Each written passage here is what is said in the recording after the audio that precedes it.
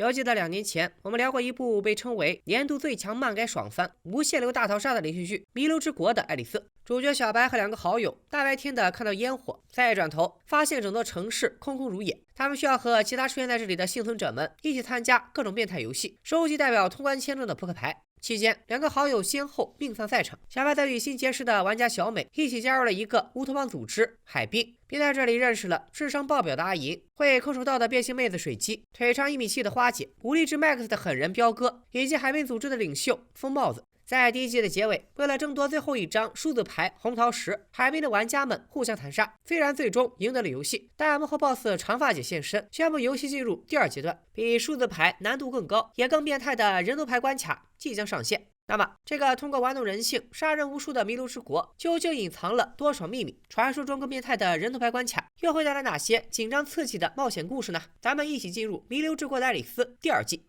话说，自打1阶段的海滨被摧毁后，小白和小美结伴同行，又一次回到了故事开始的十字街头。而阿银、水姬等海滨的幸存者们也纷纷赶到路口，准备开启第2阶段的游戏。日服男枪突然出现，不等露面，先一套完美谢幕加致命华彩，随后圣枪洗礼，接 Q 点点 E 点点 W 点点，众人甚至还没有看到枪手在哪，就被反气弹狙击枪打成了花瓜。原本安静的街头顿时乱作一团。随着枪声越来越近，街上已经躺满了死尸。此时再看天上飘过的黑桃 K 飞艇，所有人都明白第2阶段的游戏已经开始了。这里我们先简单回顾一下游戏的基本规则。黑桃代表体力型游戏，拼的是玩家的蛮力；方块赛主打智斗，考的是脑子；梅花是团体类游戏，考验的是玩家们的配合；而红桃则主攻心理战，讲究一个杀人诛心。花色代表游戏的类型，而牌的点数则代表游戏难度，其中 A 最低 ，K 最高。按照第1季的套路，玩家每通关一个游戏，就会获得代表该游戏的扑克牌，以及与牌面点数相等的安全时间。比如你通关获得了一张方片4，接下来的4天内，游戏都不会对你进行攻击，只要这4天内再通关新游戏，就可以延长安全期。反之，则会在安全时间到期后被镭射枪来个通关天灵。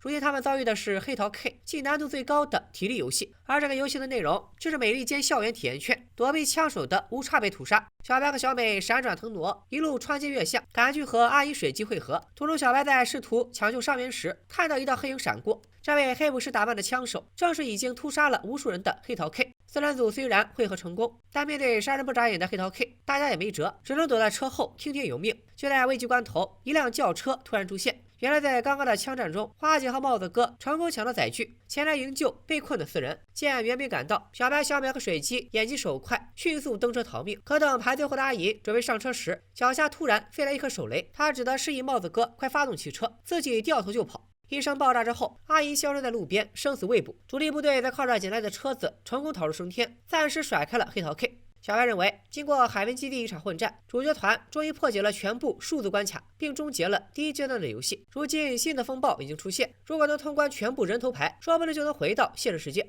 就在主角团就规则讨论时，一辆汽车追上了他们，帽子哥还以为是海滨的幸存者。眼见帽子哥方向盘都握不住，花姐果断抢过驾驶位，我腿长我来开，随后一脚油门踩到底，以不输同源拓海的锐角漂移，试图甩开追击的黑桃 K。但老 K 也不是省油的灯，不仅继续穷追不舍，甚至还能腾出手来扫射主角团。就在这时，路旁的巷子里突然钻出一群鬼探头的玩家，花姐轻点刹车避过路人，后面的黑桃 K 却毫不留情，把几位路人撞成了保龄球。从后视镜目睹一切的花姐，可能心里在盘算着是后者全责还是路人全责，一走神就撞上路旁的空车翻了车，而黑桃 K 的座驾也被慌忙逃窜的路人车撞飞。黑桃 K 果断弃车，继续屠杀路人，主角团则趁乱接着逃命。期间，花姐先被人群冲散，又遭到黑桃 K 的追击，只得独自逃命。小白等人则趁黑桃 K 追花姐的空档，跑进一栋写字楼暂时落脚。获得安全物的众人终于可以暂时休息一下，顺便搜刮一点物资。经过这么多致命的考验，这群几乎被社会抛弃的人基本达成了共识。虽然现实社会相当不美好，要承担房租、房贷、信用卡，像水晶这样的变性人还要遭受很多人的白眼。可比起这个要人命的游戏世界，还是显得过于含情脉脉。两害相权，确实是现实世界更好，但主角团里也有异类。上一集我们说过，小美和父亲都是专业登山员，2人曾经冲击无氧攀登珠峰。等他们完成任务之后，却遭到了大众的质疑。小美父亲一气之下带上行囊离家出走，后来尸体在山上被发现，被判定为自杀。从此小美便产生了厌世心理，她似乎认为这个弥留之国要比现实世界更好一些。一夜无话，次日天明。经过思考之后，小白给出了躲避黑刀 Kate 自己家方案。弥留之国的发牌员们，也就是游戏规则制定者，虽然都是混蛋，但始终遵循既定的游戏规则。如果他们能找个机会参与一个全新的游戏，那黑桃 K 就算再牛逼，也不会去别人家的地盘杀人。既然现在搞不定黑桃 K，不如换个对手，说不定还有一线生机。小白根据每架飞艇的位置，选择离黑桃 K 最远的梅花 K。虽然都是 K 级难度，但梅花比的是团队合作，这波优势在我。可等众人赶到时，眼前的一幕却难住了大家。梅花 K 的游戏需要5个人，而因为阿银和花姐失踪，目前主角团只有4个人。正在大家犯难的时候，背后突然传来一个熟悉的声音。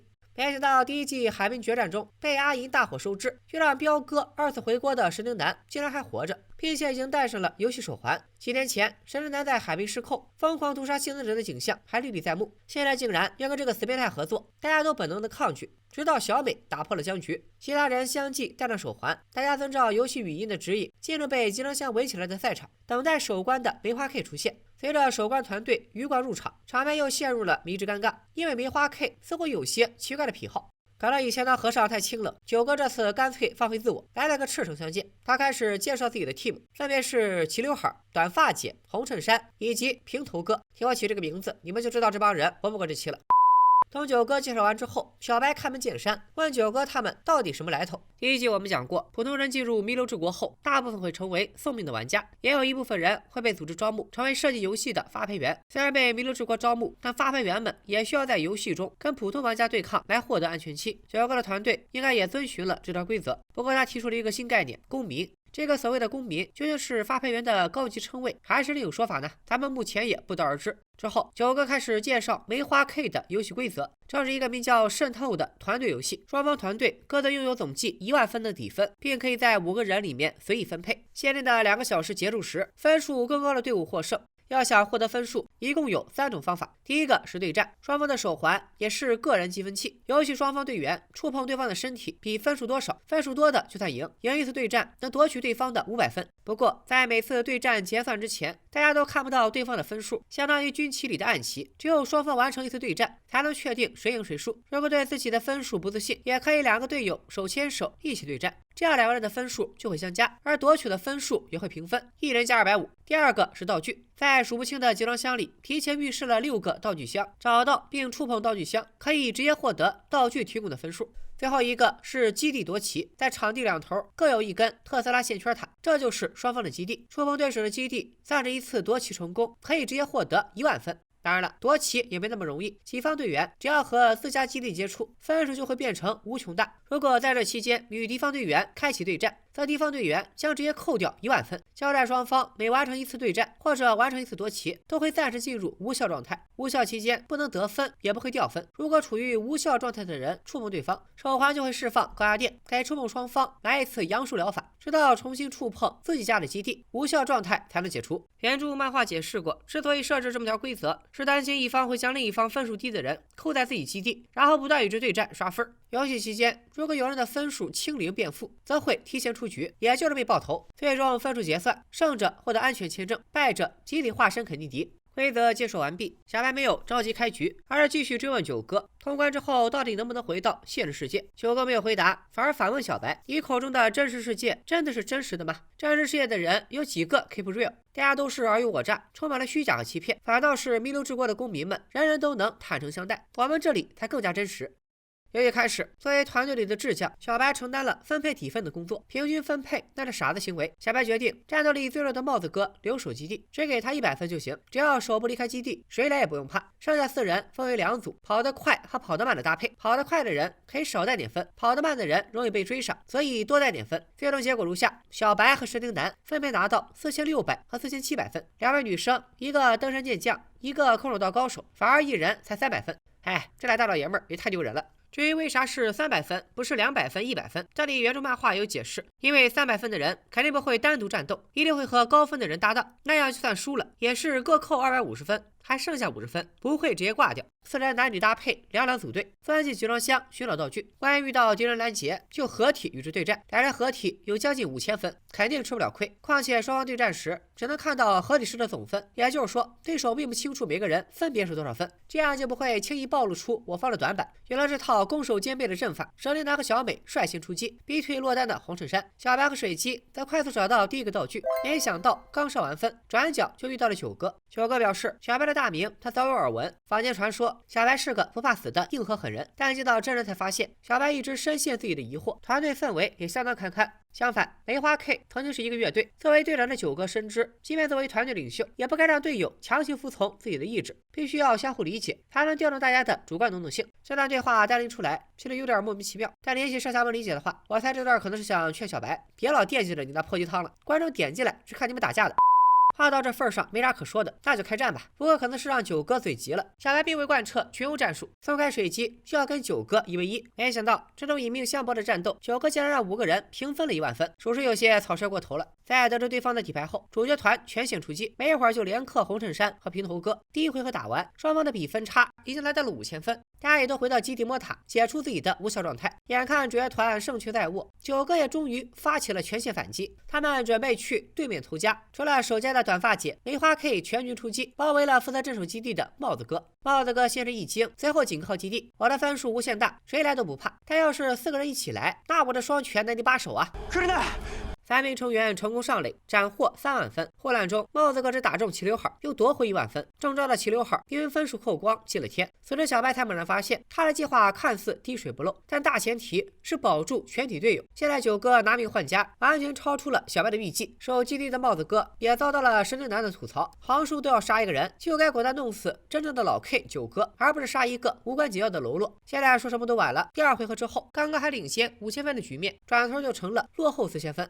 眼看游戏时间已经过半，蛇灵男也旧声发作。小美提出他偷家，咱们也偷家，但马上被神灵男和小白拒绝。梅花可以牺牲队友换来优势，此刻一定全部守在基地，如果强攻100%要吃大亏。好在目前分差不大，小白决定放弃群殴战术，除了帽子哥继续镇守基地，其他人单独行动，尽快收集剩下的道具，只要集齐全部道具，就能抹平分差，反败为胜。3人迅速出击，不想刚刚出动就接连遭到梅花 K 的伏击，小美水姬先后折戟。随后游戏播报响起，梅花 K 找到一只1500分的道具，分差已经来到了7000。小白意识到自己再度失算，九哥根本没想过落袋为安，他们要对主角团赶尽杀绝。但开弓不是回头草，小白还是竭尽全力，又找到了一个道具。就在他准备拿分跑路时，痛失最高分道具又被短发姐和九哥包抄，小白彻底懵了。而九哥不仅杀人，还要诛心。小白这才明白，九哥深知小白已经急了，果断派出所有人马绞杀主角团。如果按小美的偷家策略，闯了梅花 K 的空门，就能拿到4万的分数，一举杀死比赛。可惜小白过于谨慎，反而让战斗力更强的梅花 K 得以乘胜追击。现在主角团全军覆没，最惨的小美只剩下50分，随便碰一下就要记。小白拿来当救命稻草的道具，也只剩了一个2500分。但此时双方的分差达到12000，且梅花 K 的团队目前是3个万分大佬带一个5000分奶妈，对战肯定也打不过。道具对战都不行，那就只剩下偷家这一条路了。小白突然看向自己还未解锁的手环，一个计策涌上心头。第4回合开始，帽子哥继续镇守基地，分数最低的小美率先出击，一路杀败梅花 K 基地。按照九哥的计划，梅花 K 全队收缩防线拖时间就能赢得比赛。但平头哥见到残血相当兴奋，化身平头哥追了上去，基地瞬间只剩3人防守。见分瓣梅花计生效，小白、神灵男、水姬这才出击。有恃无恐的梅花 K 们据守基地列阵决战。按道理说，据守基地自带无敌，偷家的主角团等于是来送的。但别忘了，小白可是主角，他看过编剧给的通关秘籍。前书我们说过，每次战斗结束之后，会进入不会丢分也不能战斗的无效模式。玩家要回到基地摸塔才能解除无效模式，否则再跟别人接触，2人都要被电。没想到小白上一回合结束后故意没摸塔，九哥刚碰到进攻的小白就被手环电了个周身舒爽。见最强战力倒下，蛇灵男也迅速出手，一口老血直蒙短发姐，随后眼疾手快完成夺旗，拿回1万分。紧接着趁结算刚完成，自己也变成无效状态，一把撞开短发姐，随后又用无效状态的高压电干翻了正跟水姬缠斗的红衬衫。真正的攻击窗口终于出现。人算不如天算，没想到红衬衫不怕电，不仅守住了基地，甚至还多抢了500分。主角团最后的机会落空，时间也只剩区15分钟，几乎所有人都陷入绝望，只有小美决定尽力而为，寻找那个并不能翻盘的道具。道具是找到了，但主角团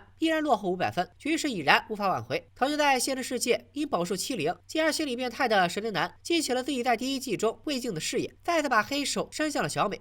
小美极力反抗，终究不是神灵男的对手。就在即将惨遭毒手时，准备再度前去偷家的小白正好路过，三拳两脚打翻神灵男，并把昏迷的小美背回基地。另一边，婉莹的九哥突然离开基地，独自来到海边。就在九哥晒日光浴的时候，小白出现了。九哥似乎并不意外，反而跟他攀谈起来。可能在九哥看来，时间就剩下5分钟，只有不到5000分的小白，反正也打不过自己。而小白也如热血日漫一样，第3次问起了那个问题。九哥深知有问必答，随后必死的套路，选择坚决不说。小白也不意外，倒是话锋一转，想在死前再跟九哥握个手。面对这种奇怪的要求，九哥有点震惊。游戏还没有结束，小白只有不到5000分，就这还敢跟自己握手，那不就是来送分的吗？小白表示，虽然我要记了，但我还是得谢谢你，教会我怎么做人，怎么带团队。我现在就剩下这一个想法，就算送分我也认了。见小白如此真诚，九哥终于松口了。上轮交手，小白还只有4850分，现在突然变成了14950分，这是咋回事呢？事情还要从几分钟前说起。守家的帽子哥回想起现实世界的往事，他是一名汽车修理工，曾经因为自己的失误断送了同事的一条胳膊，如今再次因为自己的失误导致了眼前必输的局面。他决定为同伴们做点什么。想不到帽子哥已经参透了版本，但壮士断腕谈何容易，所以他请小白帮忙。说起来这活该找神灵男干，可眼下情况紧急，没得挑了。自带圣母光环的小白开始满口拒绝，但架不住帽子哥苦苦哀求和大家随时要被爆头的压力，小白最终还是出手。拿到手环的小白等于是跟帽子哥合体，自己剩下的4850分加上帽子哥的10100分，刚好14950分，顺利拿下了半场开香槟的九哥。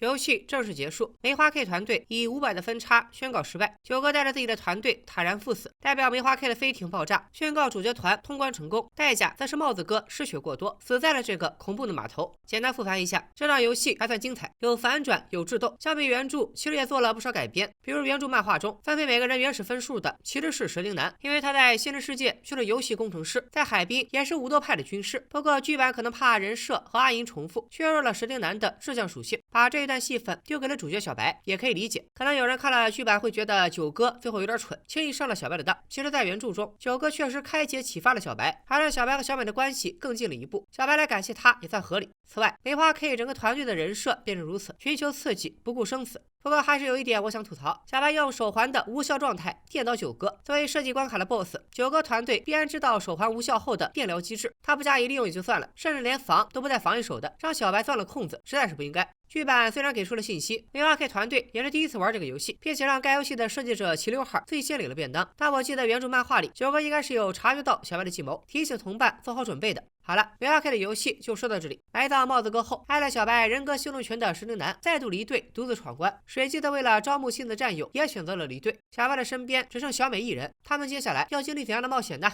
咱们先花开两朵，聊一表好久没有登场的智将阿银。自打狮子街头挨了炸，落单的阿银为了躲避黑桃 K， 也跑进了其他人头牌的辖区。这次他和其他世界门玩家来到了红桃沟的赛场。这场名叫单独囚禁的游戏，规则非常简单。游戏给所有人提供特制项圈，每个项圈的后脖颈上有一个显示器，显示器会给到扑克花色。游戏进行时，玩家会被关进单人小黑屋，只要猜中显示花色就算成功，反之则当场 GG。如果玩家使用暴力破坏项圈，或者通过反光作弊看花色，一经发现也会死。此外，每轮游戏间隔1小时，1小时内玩家可以随意活动交流，并且红桃沟也会混入玩家参与游戏，只要在游戏规则内杀掉红桃沟，活下来的人就能通关。假如红桃沟一直活着，则游戏会无限循环下去。这里也准备了足够1年生活的物资，大家就一直在这里坐牢，直到除红桃沟以外的人全部死光。当然，如果只剩下包括红桃沟在内的2个人，那也算红桃沟赢。乍一看，规则并不复杂，想活命就要猜对花色，只靠自己瞎猜。每轮游戏的胜率只有25%，随着轮数叠加之后，则无限趋近于0。所以你必须靠其他人帮自己看花色，只有和同伴坦诚相待，才有机会活下去。达成共识之后，大家开始纷纷组队。玩家里最凶狠的肌肉男瞅准了最懦弱的胆小男，以武力强迫他跟自己组队。看上去似乎很有头脑的丸子头则组织起了互助团，招募了不少玩家组队，共同见证每个人的花色，这样就不怕有人单独撒谎了。阴沉的蓝衬衫思考片刻，找到一位看上去有些紧张的斜刘海。蓝衬衫一语道破，斜刘海常能用头发遮住脸，是因为他属于那种靠欺负弱者来获取虚荣心又不敢以真面目示人的铁废物。斜刘海险些破防，但既然游戏玩的就是个坦诚，自己内心的秘密被戳破，反倒说破无毒。于是二人也组队成功。一直在观幕的阿银拉着一旁的背带裤组队，同时阿银还注意到一直不跟人交流的西装哥在游戏开始前曾跟身旁的西装妹进行了某些超越友谊的运动，看样子西装哥可能是个 PUA 代师，此刻已经完全拿捏住了西装妹，所以二人躲进角落成一统，不与芹菜同人烟。分组完成，游戏正式开始。首轮游戏，大家为了活命，也为了试探自己的队友，都选择如实告知队友的花色。整个赛场风平浪静，可就在间隔期，幺蛾子出现了。前文书说过，肌肉男用武力逼迫胆小男组队，胆小男一不愿合作，遭到肌肉男一顿毒打。蓝衬衫见状，去扶胆小男。胆小男听完一愣，因为肌肉男这一轮的花色应该是方片。目睹一切的背带裤正想说点什么，却被阿银拦住。他知道真正的游戏现在才刚刚开始。新一轮，自以为是的肌肉男自信地爆出梅花，随后因答题错误当场脑袋开花。胆小男说谎害死肌肉男，相当于打破了大家共同活命的默契，让玩家们愈发紧张起来。这时候，互助团的丸子头站了出来。互助团的诸位犹如抓住了救命稻草，当即邀请胆小男一起来。胆小男还以为人间自有真情在，欢天喜地的加入互助团。他哪知道这群人的目的是想杀他。果然，单纯的胆小男走进牢房，随后也因为答错花色惨遭杀害。胆小男中枪身亡，游戏却并未结束。看来他并非红桃沟，刚刚还一起合谋杀人的互助团这下慌了神。而冷眼旁观的阿银和蓝衬衫早已看透了其中的玄机。这个游戏的本质就是一条双向猜疑链。按理说，只要大家坦诚相告，就能好好活下去。可人群中出了个红桃沟，所以你不能完全相信别人，因为说不定你选的队友是坏人。同时，终结比赛的方式是杀掉红桃沟，你还要瞅准机会骗红桃沟，让他报错花色被杀。所以你又不得不骗别人。再然后，如果你施展骗术破杀了玩家，就有可能会被别人当成红桃沟，在下一个回合被杀掉。两条猜疑链顺势螺旋上升，最终除非眼疾手快或者运气爆棚，提前解决掉红桃沟，否则就会变成互相杀伐的死结。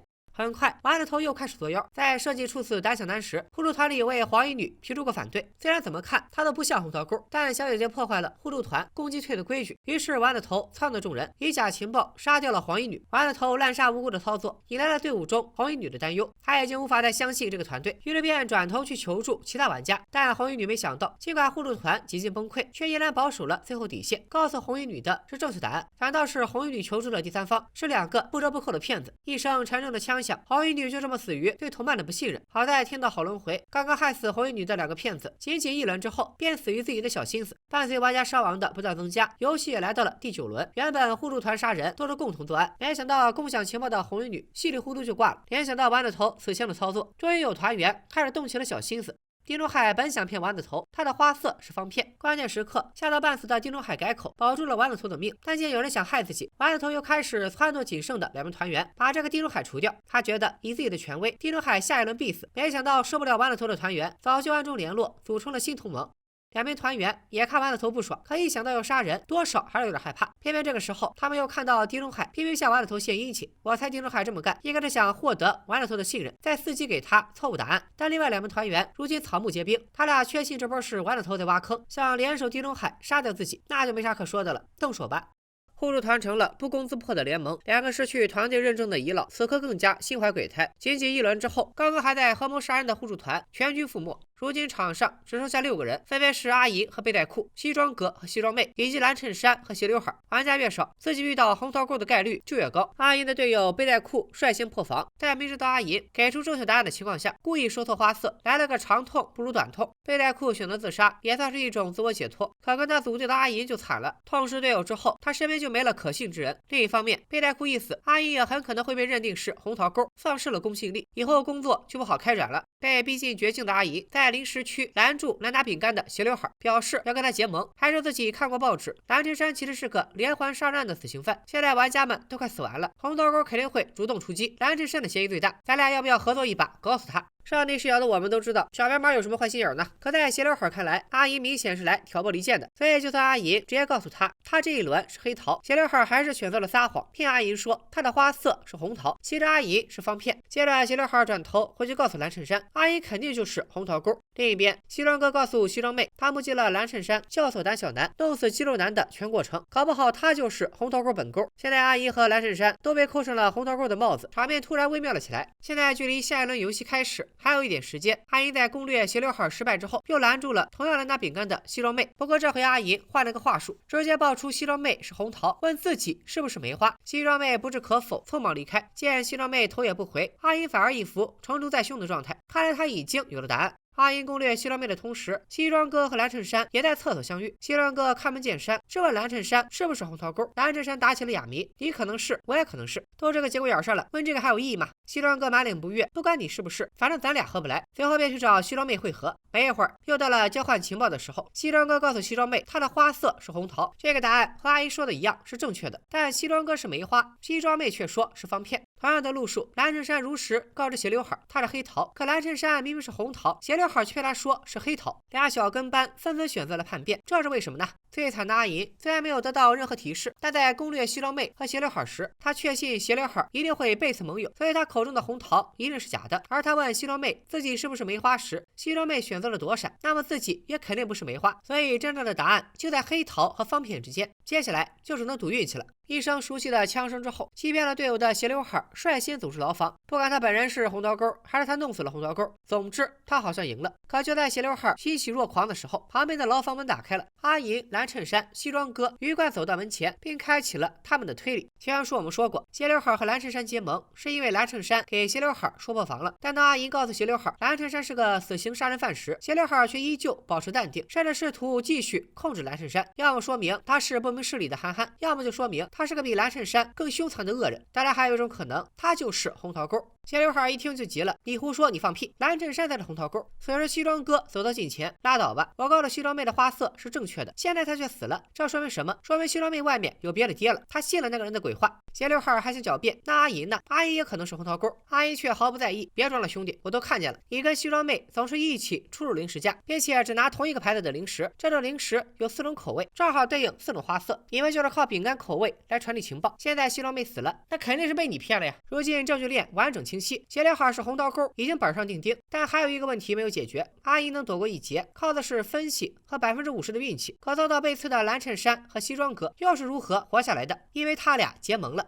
两人曾经有过一尿之缘，当时一个不说人话，一个不干人事，二人分道扬镳。就在即将离开时，蓝衬衫突然发问：你为什么要参与这场游戏？西装哥表示：我作为一个控制狂，就喜欢有挑战的地方，这里很有挑战性，所以我非常喜欢。蓝衬衫的表示：我作为一个嗜血好杀的死变态，能在这里玩各种比我还要变态的游戏，简直宾至如归。在这个臭气熏天的厕所，两个臭味相投的带恶人突然就找到了臭不可闻的共同语言，双方互发金水，并以为知己。也就在那个时候，双方交换了正确的情报。大家或许会疑惑，这俩人是如何肯定对方不是红桃沟的呢？首先，蓝衬衫作为一个嗜杀的死刑犯，他如果是公民，应该会选择以武斗杀人为主的黑桃游戏，而红桃沟的游戏有一条规则，就是不能杀人，并不符合蓝衬衫的喜好，所以他其实最不可能是红桃沟。而西装哥如果是红桃沟，那他只需要控制住他手里的西装妹就可以了。就算需要再找一个人控制，应该也会像斜刘海一样，找类似西装妹这种弱者下手，没必要和同样强势的蓝衬衫结盟，所以蓝衬衫也不认为他是红桃沟。趁着讲故事的空档，西装哥也道出了红桃沟游戏的潜规则。游戏一直强调要相互信任，但从过往的经验来看，危机时刻相互信任是有前提的。暴力逼迫最终会被暴力反噬 ，PUA 者迟早也会被 PUA 暴打。至于签盟书保太平，更是无稽之谈。想要达成真正的信任，首先要做到身份平等、属性对称。杀人犯配控制狂，这就叫相得益彰，所以他们的信任含金量就格外的高。现在其实还有一个问题，既然大家都确定了斜刘海救了红桃沟，为什么蓝衬衫还要告诉他正确花色？直接搞了他不就完了？虽然规则规定不能杀人，但是也没说不能虐待啊。两人严刑拷打，逼迫红桃沟交代弥留之国公民的秘密，没想到红桃沟也是怂，只交代了一轮就忍受不了了，故意答错花色自杀了。本剧游戏结束，阿银、蓝衬衫和西装哥通关成功。阿银继续深入弥留之城，探寻其中的秘密。蓝正山和西装哥这对带恶人则组成新团队，继续享受游戏。大家可能发现了，红桃沟关卡虽然有主角阿银参与，但除了最终分析了一手饼干暗号之外，他几乎没多少存在感。之所以造成这个局面，原因在于设定为擅长方片智斗的阿银，原著里压根就没有参与过红桃沟这个游戏。红桃沟自始至终都是西装哥和蓝衬衫的主场，可能主创觉得给2个只出场1次的路人太多戏份，观众不好接受。但红桃沟在原著漫画中实在太过经典，不拍吧又有点亏，便强行插入阿银压阵。但因为没能做好剧情衔接，阿银分走了西装哥和蓝衬衫的戏份，却没跟2人产生更有效的化学反应，着实有点可惜。而西装哥和蓝衬衫结盟，在原著漫画中其实有更详细的解释，这里也推荐大家看看漫画。但2人为何无条件信任性格乖张的阿银，这个剧版就只能强行解释了。此外，很多人会觉得这局游戏对于红桃沟本人来说太难赢了，但凡有几个磨合过的玩家抱团入场，比如小白、小美、水鸡、帽子哥他们一起来，那红桃沟估计是必输的局面。可能他默认所有团队都去参加梅花游戏了，只有独狼才玩红桃吧。其实，在原著漫画里，红桃沟是有电子义眼的，也就是说，他可以通过作弊来看到自己的花色，并且他还是个催眠师，非常擅长掌控他人，挑拨离间，所以才制定了这么一款游戏。好了，本期视频就先讲到这里。作为原班人马正统续作，《弥勒之国的爱丽丝》第2季延续了前作的变态血腥属性，已经登场的这3组人头牌游戏，各自使出浑身解数折磨主角团。揭开2阶段序幕的黑桃 K 给本剧开了头彩，反器材狙击枪堪称大杀器，高能追车枪战的长镜头也无比流畅。此外，把暴力屠杀当成游戏主体，可以大大方方卖血浆搞武斗。这局游戏将贯穿前后，在后面的剧情里也会给大家接着讲。梅花 K 算是第2季主角团参与的第1个游戏，也是规则比较完善的团队战。在原著中，其实还有很多不同策略的解释，剧版做了简化处理，但依然一波三折，反转不断。最终梅花 K 全队慨然赴死，最起码值一个尊敬的对手称号。另外，本来是奔着土屋太凤、赵比奈彩3级采花来的，结果被山下智久的胸肌腹肌彻底征服。红桃沟是信任与背叛的博弈，你既要信任别人，又不能完全信任别人，算是把人性彻底拿捏了。看着一个个小团队分崩离析，配上路人演员对奸诈和崩溃的演绎，让高潮的小黑屋喷血戏份感官刺激直接给足。但是《弥留之国2》继承优点的同时，前作的问题也一并奉上。早在第1季热播时，后半程刻意放缓游戏节奏的操作就广受诟病，本以为枪战开场的第2季能提速，结果节奏不仅没提，反而更慢了。原本战斗场面就少，偏偏还要打一会儿就插点嘴炮回杀，然后大段的灌中2鸡汤，所以连偏偏都忍不住想开倍速来看。吐槽就到此为止，咱们回到剧情。根据九哥死前透露的信息，公民似乎由通关后的玩家组成，这是否说明深陷弥留之国的主角团再无回归现实世界的可能？而九哥口中选的全在小白自己，其中又有什么深意？此外，小白能活到现在，靠的就是众人抱团取暖。但如今主角团分崩离析，他们该如何面对接下来的挑战？弥留之国的2阶段游戏现在才只出现了3个，接下来又会有何等磨难在等待着玩家们？想知道答案的小伙伴，记得关注评论的主页3连催更，咱们一起看小白如何突破重围，在遍地杀机的弥留之国绝地求生。拜了个拜。